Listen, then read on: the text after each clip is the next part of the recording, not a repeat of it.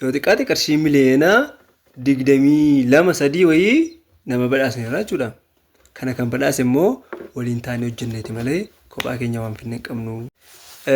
Akkam fayyaa jirtu jecha kan eebbaa carraa marsaa 41ffaa bor xumurraa amma kan haasa'u dhufe waan biraadha dhaggeeffadhaa. Mormaatti dhaggeeffadhaa. Kan haasa'u dhufe waan bal'aa yoo ta'e iyyuu daqiiqaa tokko gidduutti waan xumurudha. Namoonni baay'een akkamitti guyyaa lama gidduutti xumurtaa akkamitti guyyaa tokkotti xumurtaa naan jettu. Kana isinitti immoo dhufe deebii kennuuf utuu hin taane qabaama gaariidha galatoomaa isin jechuuf jechuudha. Nama 6,000 guutuu namni 6,000 qarshii 200 nama qofatu erge torbanitti hunnu carraa jechuudha. Garuu maal beektu namni tokko qarshii 5,000 ergee ixaa 25 kutata. Namni tokko qarshii 2,000 ergee ixaa 10 kutata.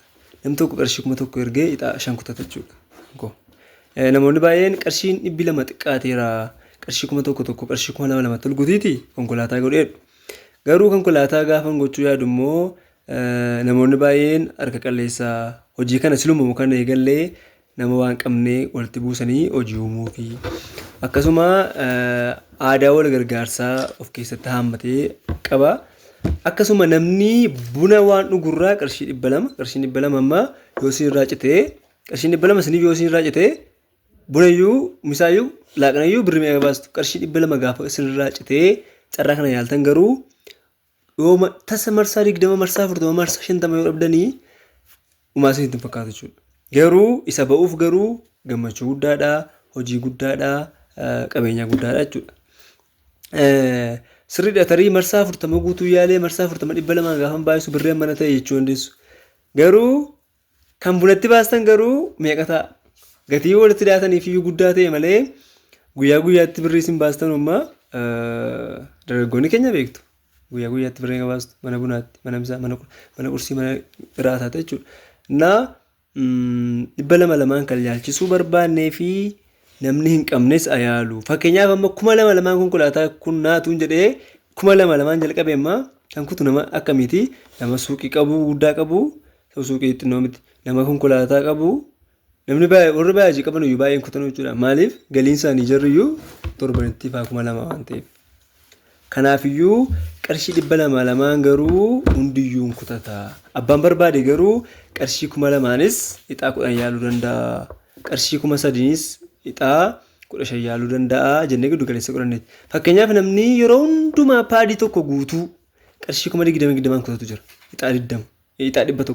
Yeroo hundumaa ixaa 100 qarshii 20,000 kan kutatu. Akkasuma yeroo hundumaa ixaa 50 qarshii 10,000 akkasuma immoo ixaa 25 qarshii 5,500 kan kutatu dhaabbataadhaan jiru maamilli koo jechuudha. Amma jaraa fi utuun qarshii 2,200 godhee inuma salphataa jechuudha. Garuu warra 200 malee hin qabne warra fakkeenyaaf yooma yaalle immoo marsaa tokko 2,200 irraa kuttaa isa booda garuu itti deebitee yaaltu. Maaliif? Maal nyaattaa? Maal uffattaa? Maal dhugda? Sana giddu galeessa godhannee qarshii 200 qofa goone nuyi. Malee konkolaataa liqii fuuta. Konkolaataa fiduu birriin qabaanne iyyuu konkolaataa tokko liqii fuuchuun dadhabnu.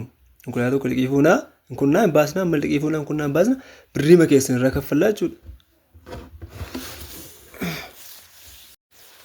Kanaafiyyuu abbaan barbaadan qarshii 2,000 kaffaltanii carraa 10 irraa yaaluu dandeessu. Abbaan barbaadan qarshii 1,000 kaffaltanii carraa 5 irraa yaaluu dandeessu. Akkuma kanaan duraa jechuudha. Har'a fakkeenyaaf namoonni baay'een qarshii 1,000 yaalaa baay'een isaanii baay'een immoo qarshii 600 ixaa 3 yaalaa jechuudha. Kanaafiyyuu hamma humna keessanii marsaadhaan gaafa baasnu hamma humna keessanii nu guyyaa 2 waan baasnuu fi hamma humna keessanii ni danda'u birrii qarshii 200 ni danda'u qarshii 400 ixaa 2 ni danda'u qarshii 3,000 ni danda'u qarshii 2,000 yoo yaalee amma fakkeenyaaf dhugaa dubbachuu fi